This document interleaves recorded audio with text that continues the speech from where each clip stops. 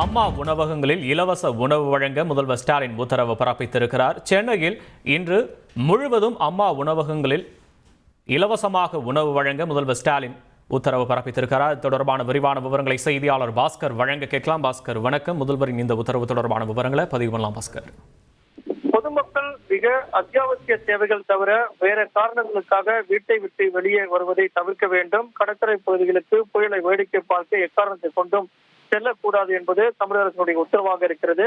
தமிழக முதலமைச்சர் எழிலகத்தில் இருக்கக்கூடிய கட்டுப்பாட்டு மையத்திலிருந்து மாவட்ட ஆட்சித்தலைவர் அவர்கள் மற்றும் கண்காணிப்பு அதிகாரிகளோடு ஆலோசனை மேற்கொண்டார்.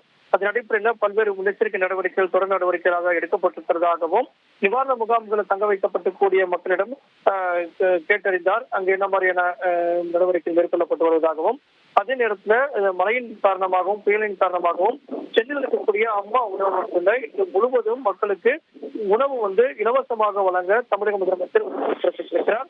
மாவட்ட ஆட்சியர் அலுவலகங்கள், மாநகராட்சி அலுவலக கட்டுப்பாட்டு அறைகளுக்கு பொதுமக்களிடமிருந்து வரக்கூடிய தொலைபேசி வாயிலாக வரக்கூடிய கோரிக்கைகள் மீது உடனடியாக நடவடிக்கை எடுக்க வேண்டும் என்பதும் தமிழக முதலமைச்சருடைய உத்தரவாக இருக்கிறது.